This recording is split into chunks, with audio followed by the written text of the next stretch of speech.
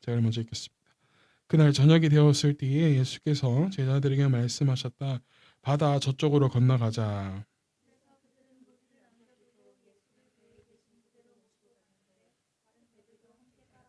그런데 거센 바람이 일어나서 파도가 배 안으로 덮쳐 들어오므로 물이 배에 벌써 가득 찼다.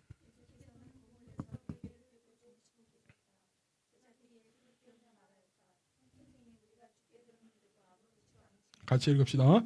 예수께서 일어나 바람을 꾸짖으시고 바다들어 고요하고 잠잠하라 하고 바람이 그치고 아주 고요해졌다. 아멘. 오늘은 염치를 불구하고라는 제목으로 함께 말씀 나누고자 합니다. 염치를 불구하고. 장마가 시작되고 많은 비가 특별히 내리고 있습니다. 우리들이 있는 이곳에는 낮보다는 저녁에 또 그리고 새벽에 많은 비가 집중적으로 내리는 것 같아요. 이미 보니까 뭐 전라도 쪽이나 이런 데 보니까 많은 곳에서 피해가 발생하고 막 한 사람이 실종이 되고 뭐 그렇더라고요. 특별히 우리 교회와 여러분들 개인과 개인의 가정과 그런 곳에 아무런 피해가 없기를 기도합니다.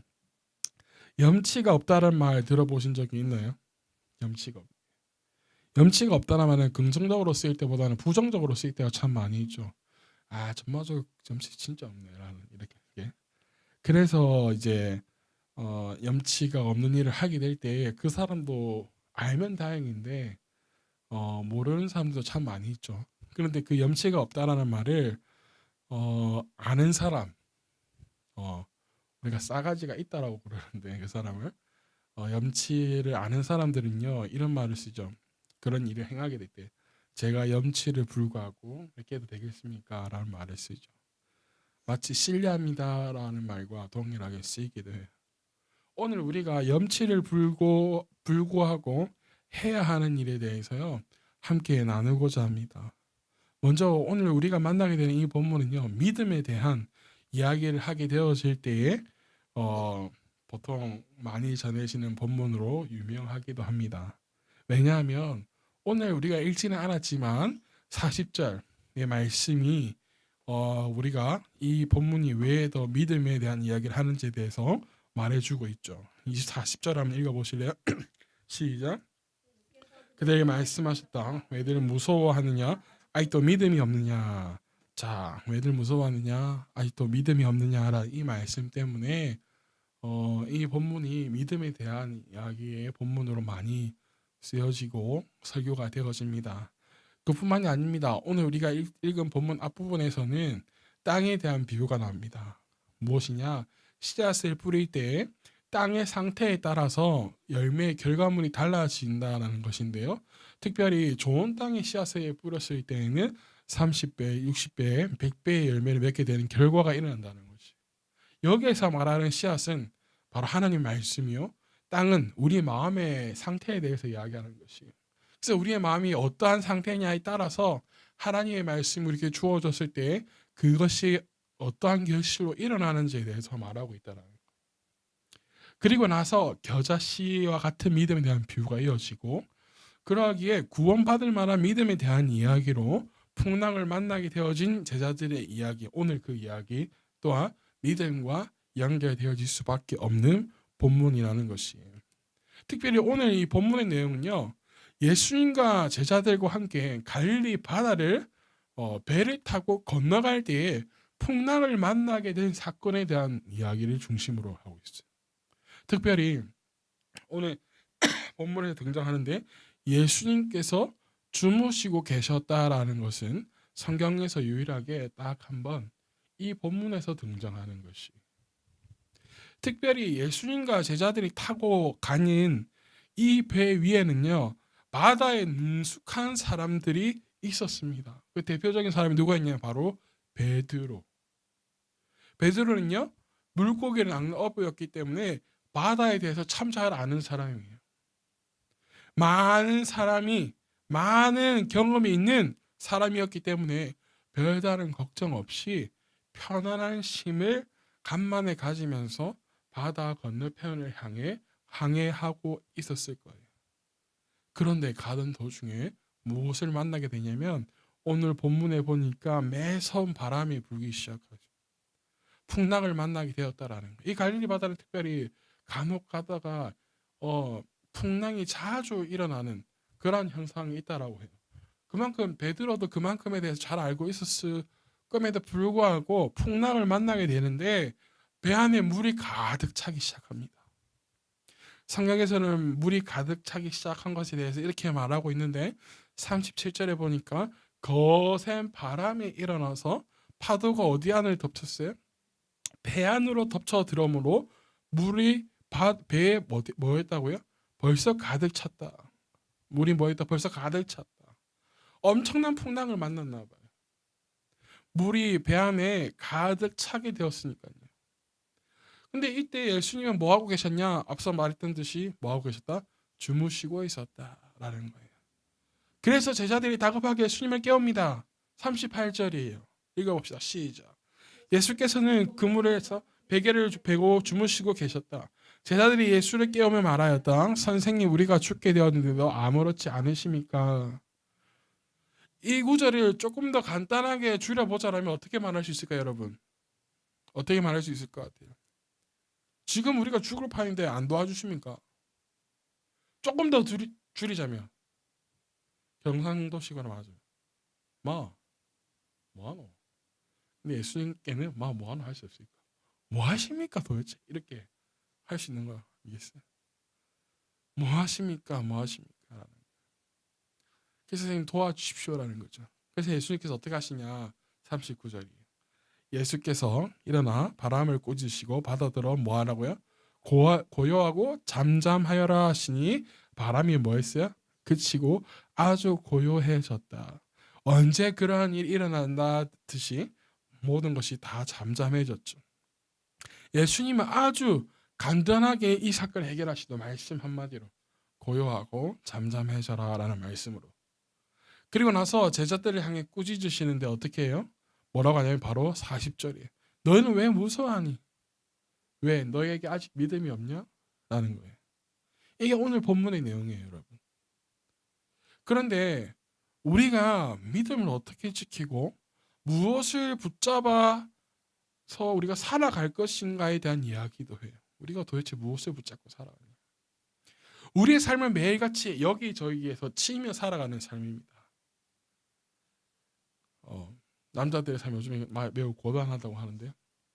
직장에서도 치이고 그 다음에 가정에 와서도 치이고 안 치이는 데가 없대요. 그래서 남자들에게 요즘에 굉장히 인기 있는 드라마가 뭐냐면 사이다가 많이 나오는 거. 직장에서 회장님의 아들이 막 이제 신입사원으로 막 입사해가지고 예전에는 신입사원을 막 감춰서 나중에 짜잔이었는데 요즘에 드라마는 또 그렇지도 않더라고요. 뭐 바로 떼놓고 드러내야 돼요.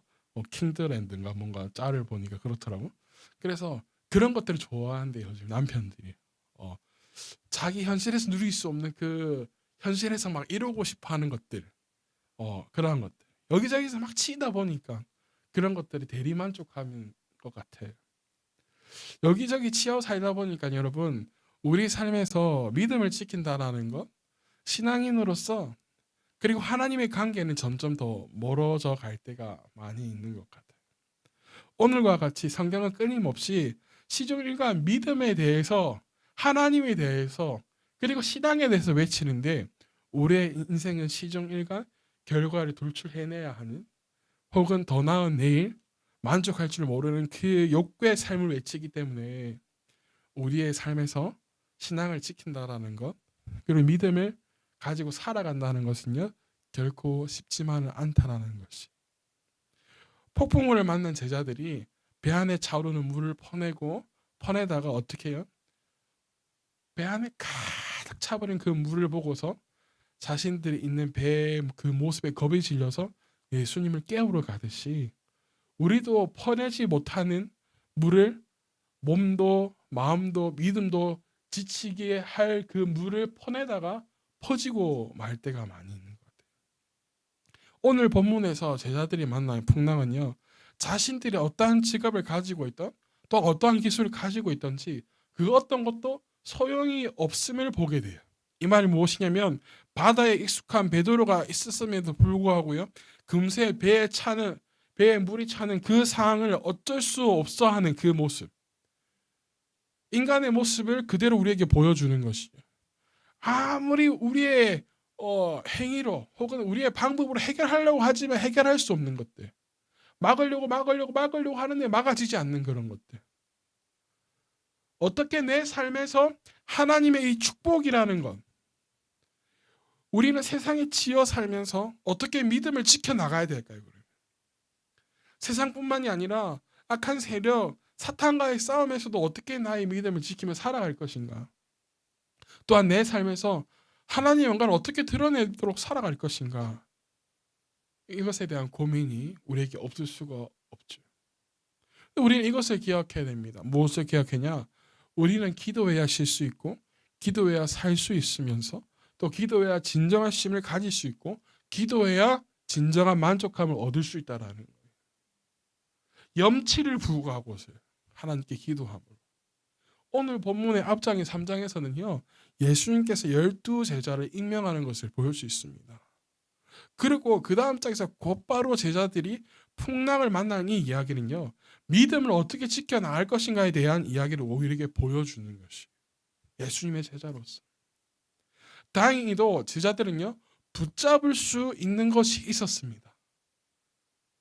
제자들이 붙잡을 수 있었던 게 무엇인지 아세요? 바로 예수 그리스도였다는 거예요.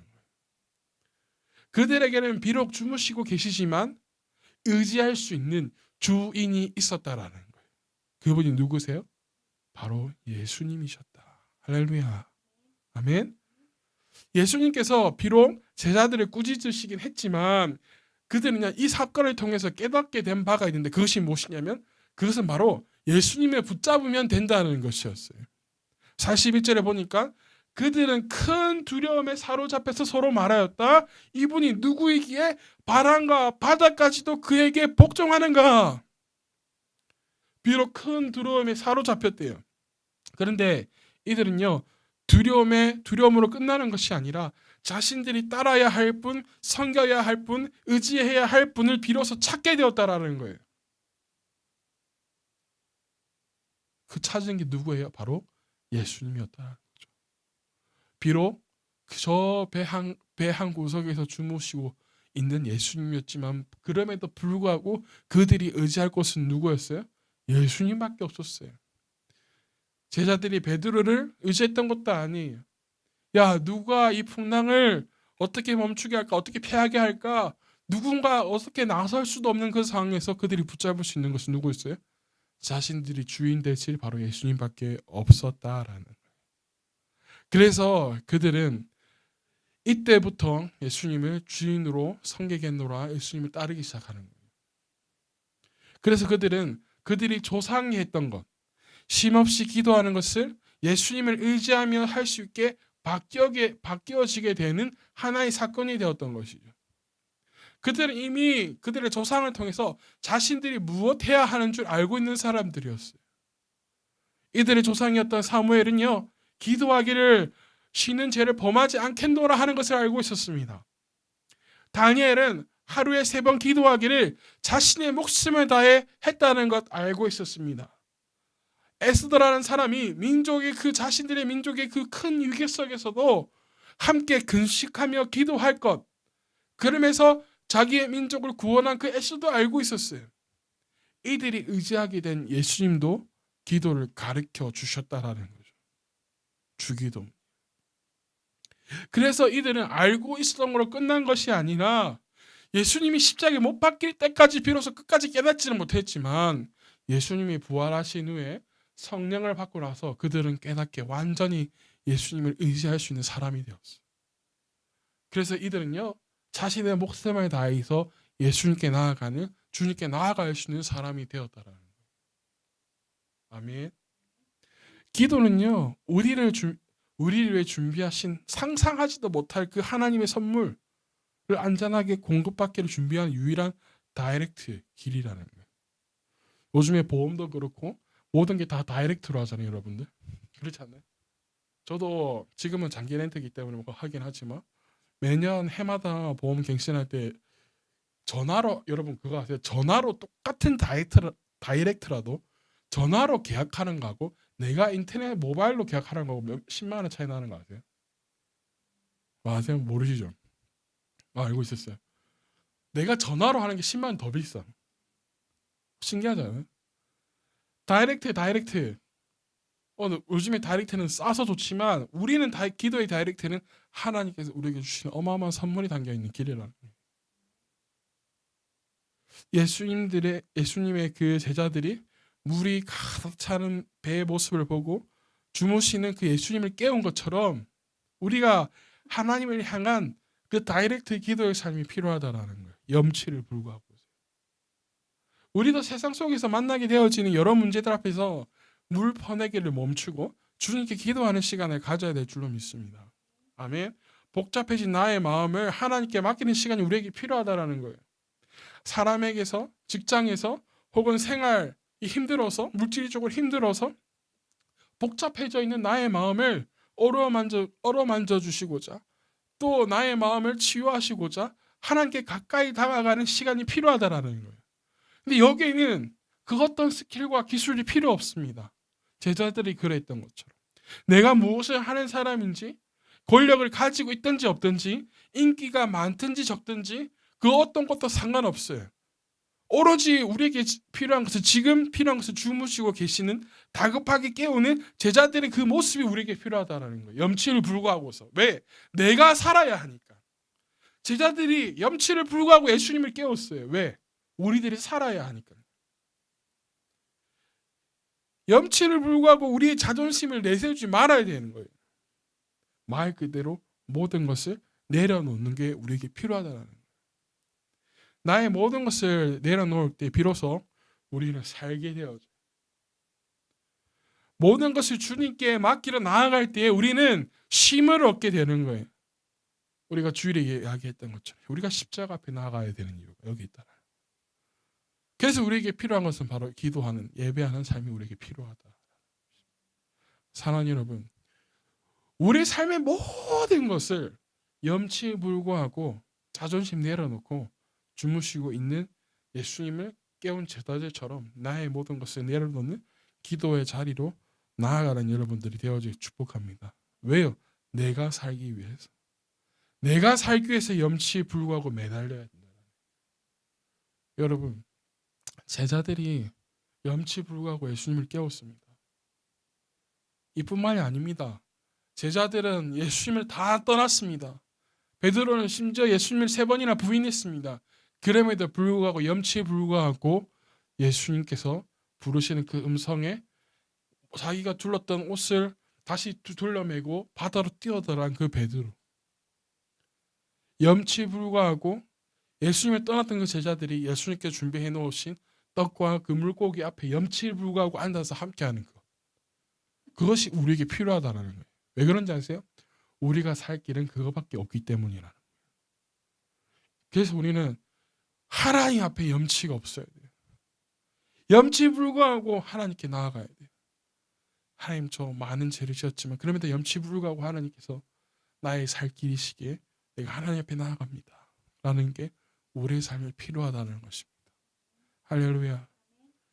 달려가야 돼요. 그래서 하나님 앞으로 우리가 이런 말 하죠. 사투리로 삐대야 된다. 가서 삐대라. 될 때까지 삐대라 그러죠. 또 뭐라요? 부대껴봐라. 부대껴라. 어떻게든 부대껴. 하나님 앞에 어떻게 우리는 삐대야 되고 부대껴. 왜? 우리가 살기 위해서. 그게 내가 살 유일할 길이기에 우리 염치 불구하고 나의 모든 모습을 주님 앞에 가 내려놓고 하나님께 나를 살려주십시오. 나를 이끌어 주십시오. 풍랑에서도 나의 삶을 하나님 인도해 주십시오 라는 게 우리에게 필요하다는 것입니다. 아멘. 우리의 지금 각자의 삶은 다 다릅니다. 어떤 이들은 진짜 풍랑 위에 있는 사람도 있고, 어떤 이들은 잔잔한 항해를 하고 있는, 편한 항해를 하고 있는 사람도 있을 수도 있습니다. 그럼에도 불구하고 우리가 항상 붙잡아야 될 것은 예수님을 붙잡아야 된다는 거예요. 아멘. 내가 비록 편안한 항해에 있다 할지라도 예수님을 놓치고 살아가는 게 아니라 예수님이 내 뒤에서라도 주무시고 계시도록 예수님을 붙들고 살아가야 된다. 할렐루야. 그런 여러분들 되어지길 예수님 축복합니다. 그래서 염치에 불구하고, 사람들에게 염치에 불구한 일을 되도록이면 하지 말고 하나님 앞에 염치 불구하고 나아가는 여러분들 되시길 축복합니다. 하나님이 염치 불구하다고 염치 없다고 뭐라 하시는 분이 아니에요. 나에게 돌아오면 잔치를 베풀어 주시는 것이 하나님 아버지의 마음이에요. 우리 탕자의 비유가 있잖아요. 그래서 성경에 탕자의 비유. 요즘에는 탕자의 비유에서 작은 아들, 아버지의 마음보다 큰 아들에 집중하는 경우가 참 많이 있더라고요. 큰 아들. 원래 교회 안에 있는 잡아놓은 물고기. 그런데 이 본문은 그럼에도 불구하고 그 아버지의 마음이 우리에게 느껴집니다. 작은 아들이 자신의 아버지의 재산을 미리 나눠 달라는 그 시대의 그 뭐라고 해야 될까요? 아버지 부모님에 대한 예가 아닌데 그 재산을 받아 다 탕진하고 보니 내가 차라리 아버지의 그 종이라도 되는 게 낫겠다 싶어가지고 아버지께로 돌아갔더니 아버지가 어떻게 해요? 다시 금 반지 옷 입혀주면서 아버지께서 귀한 짐승들 잡아서 잔치를 베푸는 거. 그게 우리 하나님 아버지의 마음이라는. 그 아버지의 마음을 우리 기억하고 염치 불구하고 하나님 앞에 나아가는 여러분 되어주기를 축복합니다. 그 어떤 죄를 지었더라도 그럼에도 불구하고 하나님께 나아가는 여러분 되시길 축복합니다. 여러분 젊었을 때에 많은 죄 지을 수 있습니다. 많은 잘못할 수 있어요. 그럼에도 불구하고 염치에 불구하고 하나님 앞으로 나아가는 여러분 되어주기를 축복해 앞으로도. 아멘. 평생 동안 내가 하나님 앞에 가는 그날 동안 염치 불구하고 주님 앞에서 늘 주님 앞에 늘 나아가는 그러한 자녀들 되어지기를 주님 축복합니다. 아멘. 기도하겠습니다.